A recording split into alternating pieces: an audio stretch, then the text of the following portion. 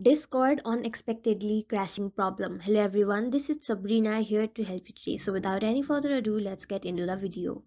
So in order to fix this problem, open our Play Store and then make sure you have the latest version of Discord. Simply search for Discord, and if there is an update button like this, simply tap on it and update to its latest version. Next step, go to settings, go to apps, then find Discord,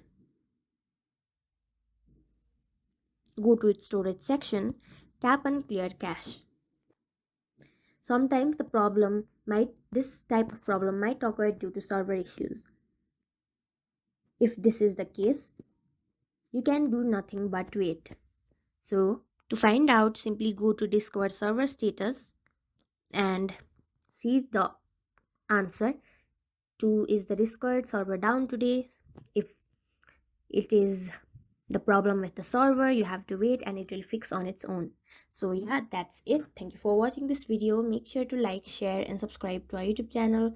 If you got any questions, comment them down and I'll catch you in the next one.